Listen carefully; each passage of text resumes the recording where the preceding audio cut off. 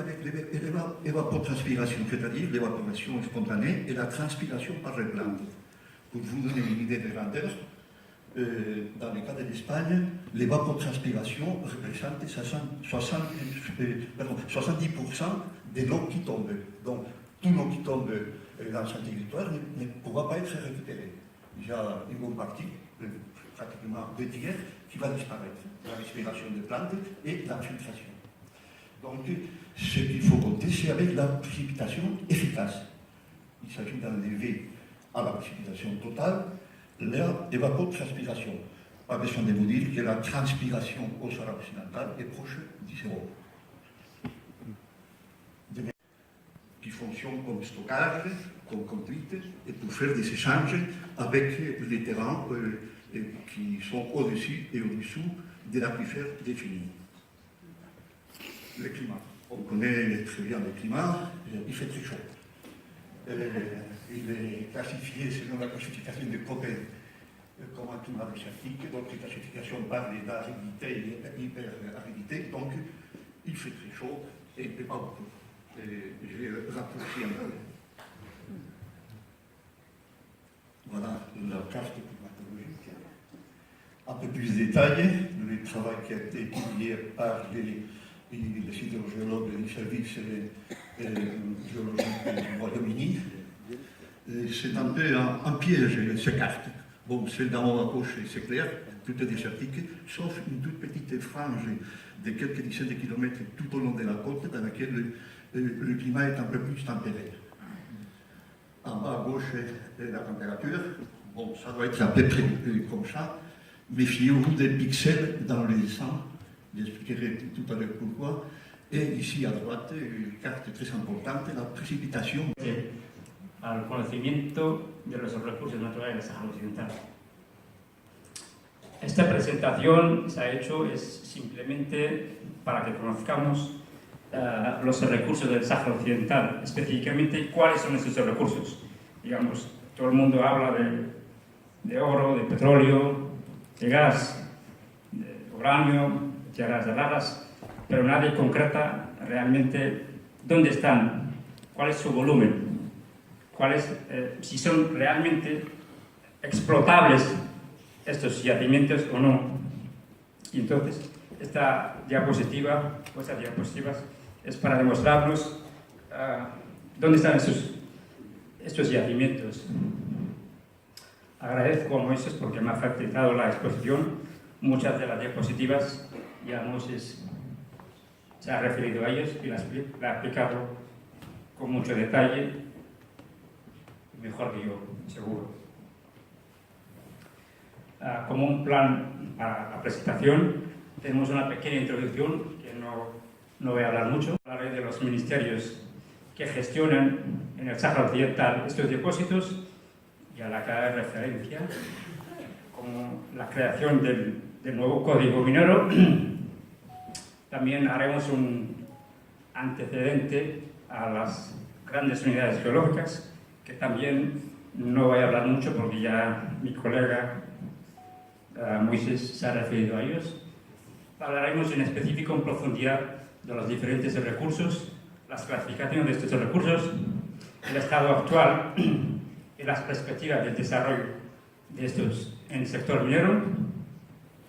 Hablaremos de los minerales metálicos, los minerales no metálicos como el fosfato. Tout ce qu'on a entendu depuis hier, de sorte de commencer ensemble, puisqu'on est quand même nombreux comme représentants d'associations, essayer ensemble de commencer à marquer des étapes d'engagement pour passer du juridique à ce qui nous concerne davantage, c'est-à-dire des mobilisations politiques en direction des acteurs les plus concernés, c'est-à-dire les entreprises, c'est-à-dire les élus, c'est-à-dire les élus locaux aussi. Voilà. Donc tout ce qui peut concerner de près ou de loin le monde économique. Je vais passer maintenant la parole à M. Hassen Elie. Merci.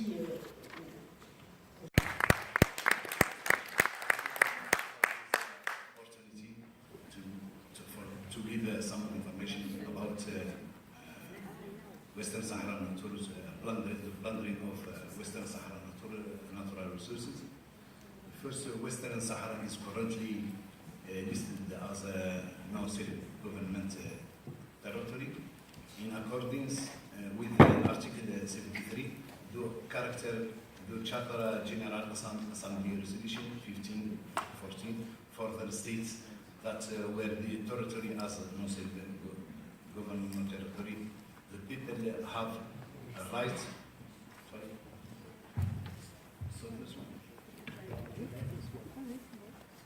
The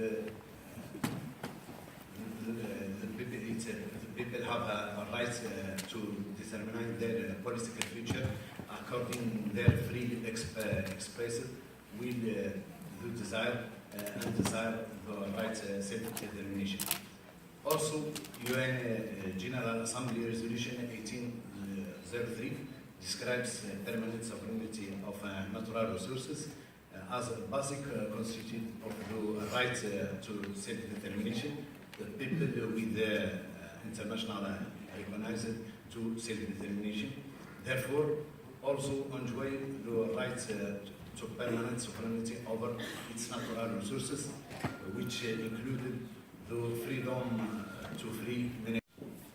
Also on 29 December 2016, that agreement between, by the European Union entered with the Kingdom of Morocco don't apply to Western Sahara in line with Article 29 of the Vienna Convention on the law of treaties, and due the separate and distinctive status accorded to the territory of Western Sahara by virtue of the principle of self-determination in relation with to the of any state, including the Kingdom of Morocco. Also, the African Union Peace and Security Council urged Morocco on 20 March 2017 not to enter into contracts with the exploration and exploitation of Western Sahara natural resources. This statement was made firstly on the basis of Western Sahara status as. Mais compte tenu du temps qui m'est imparti, je vais uniquement aborder la thématique plus précise concernant l'impact juridique de ce pillage et la relation entre l'aspect juridique et les ressources naturelles au Sahara occidental.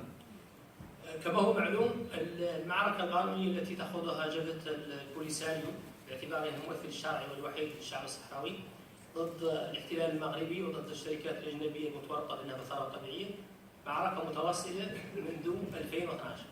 Comme vous le savez, la lutte que mène le représentant du peuple sahraoui en matière de lutte contre le pillage des ressources naturelles du Sahara occidental, cette lutte a commencé depuis 2012. في 8 مارس 2012 جبهة البوليساريو أودعت أول دعوة قضائية ضد اتفاق التبادل الزراعي بين المغرب والاتحاد الأوروبي. Le 8 mars 2012 a été la première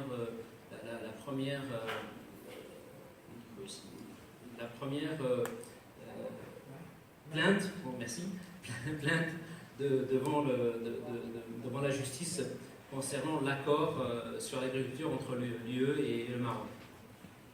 في 2012 المحكمة العدل الأوروبية لأول مرة أصدرت قرار واضح يقضي بعدم صلاحية أي اتفاق بين المغرب والاتحاد الأوروبي إذا شمل الصحراء الغربية. En décembre 2012, ça a été la première décision de la Cour de justice, un premier jugement, donc le 10-12-2015, je crois ici, a été le premier jugement en fait qui a été issu de la Cour de justice qui dit que tout accord qui inclurait le Sahara occidental serait caduc, ne serait pas valable. في 19 جويلية 2016 مفوض الاتحاد الأوروبي والمغرب وإسبانيا وفرنسا والبرتغال قدموا استئناف ضد هذا الحكم. Le 19 juillet donc 2016, la France, l'Espagne, le Portugal ont présenté donc un recours contre cette décision de justice. تم رفضه وصدر قرار نهائي في 21 ديسمبر 2016 يؤكد الحكم الأول ويؤكد بأن الاتفاق بين المغرب والاتحاد الأوروبي سيكون صالح وساري المفعول إذا لم يشمل الصحراء الغربية. Donc le 21 décembre, la Cour a décidé que ce recours a été rejeté en fait et a confirmé donc la première décision de justice qui dit que tout accord qui inclurait le Sahara occidental dans cet accord commercial serait caduc et non acceptable. هذا الحكم في تصورنا يعتبر واحدة من أهم الأحكام القضائية المتعلقة بالنزاع في الصحراء الغربية. بعد حكم محكمة العدل الدولية في أكتوبر 1975. Cette décision de justice, en ce qui nous concerne, est la première acte de justice important depuis la décision de la Cour de justice de l'Haye. فبراير 2018 هذه السنة إصدار حكم آخر يقضي أيضا بعدم صلاحية الاتفاق بأي اتفاق بين الاتحاد الأوروبي والمغرب إذا شمل المياه الإقليمية للصحراء الغربية. Le 28 février de cette même année est apparu donc est issue une décision de justice qui dit que tout accord commercial qui inclurait les eaux territoriales du Sahara occidental ne serait pas valable. الأحكام القضائية مهمة من حيث تأثيرها على الوضع السياسي في الصحراء الغربية وكذلك على الوضع الاقتصادي في الصحراء الغربية.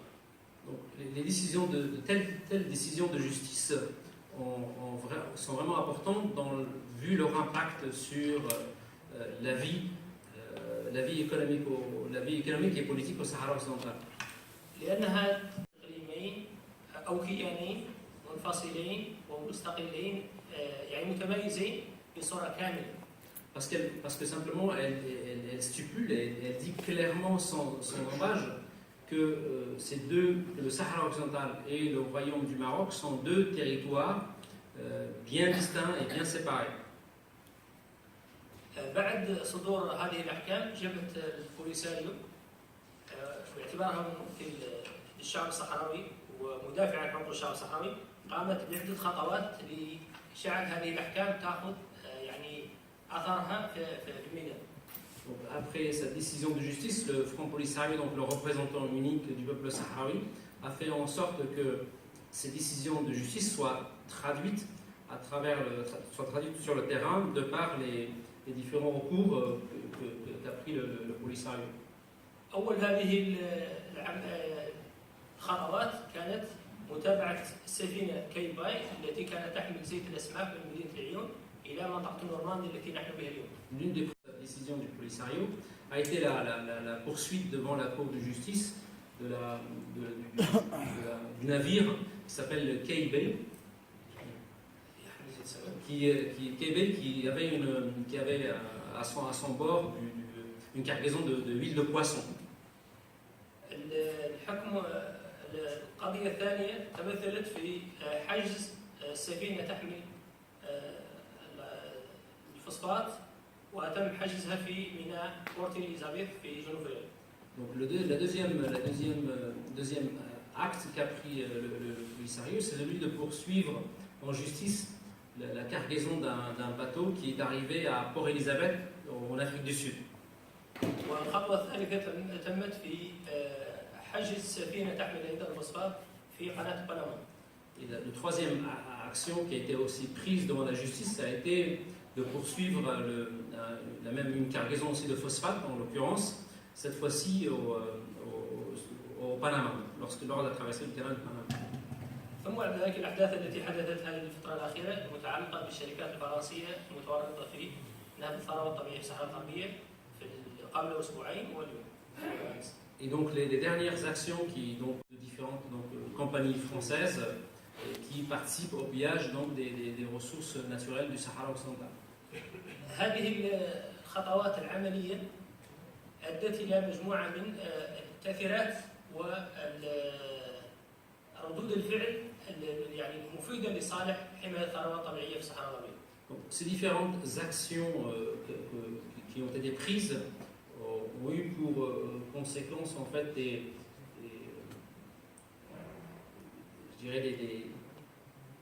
qui ont eu pour conséquence en fait un impact concret sur les pillages justement des ressources du Sahara occidental. لعل اول هذه التاثيرات هو انه الدعايه المغربيه بالسياده المزعومه على الصحراء الغربيه يعني اصبحت محل شك، لانه المغرب عاجز الان عن القيام باستثمار في الصحراء الغربيه دون التصادم مع الشرعيه الدوليه ومع القانون الدولي. Donc, parmi ces impacts-là, qu'on en voit qui sont visibles, c'est la fin de cette communication et cette propagande marocaine qui dit que le Sahara occidental fait partie du Maroc et donc simplement qu'il ne peut plus justifier en disant que c'est un territoire marocain, puisqu'il va en justice justement parce qu'on remet en cause ce pillage qu'il effectue au Sahara. حمولات ارتفعت تكلفه التامين، ارتفعت تكلفه النقل، مما يجعل عدد كبير من الشركات كما ذكرنا ينسحب من عقود اللي تعاقد مع المغرب. Ce qui fait donc que, compte tenu du coût relativement élevé désormais pour les compagnies d'assurance qui assuraient dans le passé ces bateaux, et compte tenu du coût élevé aussi du fait du moyen de transport, des routes de transport qui deviennent beaucoup plus longues, beaucoup d'entreprises ont cessé et ont renoncé à des contrats qu'ils avaient avec le Maroc. في السنوات الأخيرة كانت توجد 20 شركة تستورد الفوسفات الصحراوي تنتمي ل 11 بلد.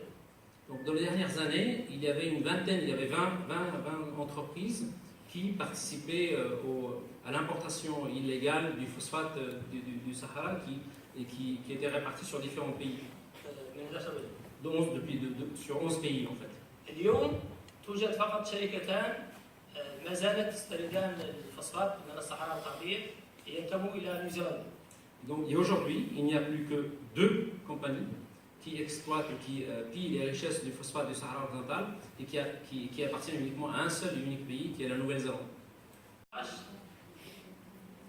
2016 ونهاية 2018 يكون المغرب قد خسر 120 مليون يورو تقريبا في عملية النقل، لأنه كانت في السنوات الماضية ما بين 150 إلى 145 مليون يورو عائدات الفوسفات. الشركات التي تستورد لنيوزيلندا تدفع 30 مليون فقط، فمعنى ذلك أنه بدخول 2019 سيبقى للمغرب فقط 30 مليون نصل حوالي 145 إلى 150 مليون. Pour résumer sans aller dans les chiffres, entre 2016 et 2018, quand le Maroc gagnait en 2016 145 à 150 millions, il ne récupère désormais que 30 millions d'euros dans les transactions,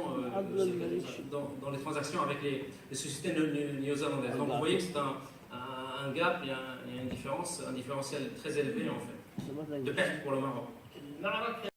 المغرب بعث وفد من البرلمان المغربي، بعث وفد حكومي من اجل ان تبقى هذه اخر يعني تقريبا بلد يستورد الفوسفات الصحراوي ان يبقى يعني اتفاق مع المغرب.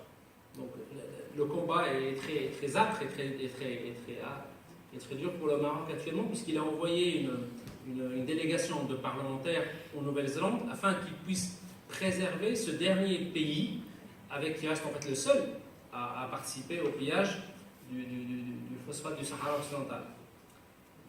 إذا هذه المعركة تعطي ثمارها السياسية، تعطي ثمارها القانونية، وتعطي كذلك ثمارها المالية من خلال خسارة الاحتلال.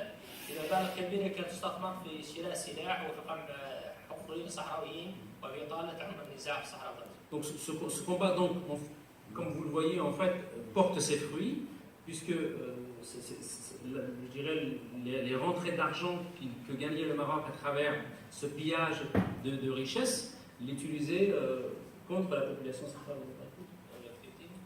Et rentrer donc dans le budget de la colonisation en fait, du Sahara occidental. هذه معركة الثروة الطبيعية هي معركة يشارك فيها عدد كبير من الناس، سواء على مستوى الرسمي جبهة البوليساريو من النشطاء الحقوقيين مثل الأخ حسن دليل من هذه المحتلة، مثل المناضلين في المهاجر وأصدقاء الشعب الصحراوي المؤمنين أيضا بقضية العدل. Ce combat, en fait, il y participe différents acteurs, donc des associations, bien sûr le Polisario, et différentes associations, des ONG, des associations de défense des droits de l'homme, comme notre ami Hassan Dali, et donc des amis du peuple sahraoui. وتاخذ ابعاد يعني اكبر لانها هي الان المعركه التي تؤلم العدو ونشاهد يعني الهستيريا التي يعيشها الاحتلال المغربي من اجل تمرير اتفاق الصيف بعد حلول. Donc c'est un combat qui est important et nous espérons que ce combat va se poursuivre et se durcir parce qu'il touche vraiment l'ennemi et on le voit parce qu'à travers son comportement, je dirais, hystérique, face aux différentes pertes qu'il subit.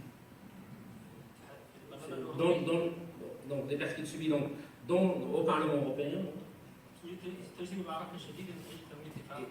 Et dans lequel actuellement justement il y a un combat très dur pour pouvoir prolonger l'accord avec le Maroc, entre l'UE et le Maroc. J'ai essayé de résumer. شكرا على استماعكم ويعني شيء جيد عني ما كلمتكم بلغه فرنسيه تتعبكم يعني. Donc, merci de m'avoir écouté et je suis content de ne pas vous avoir parlé en français parce que je vous aurais fatigué.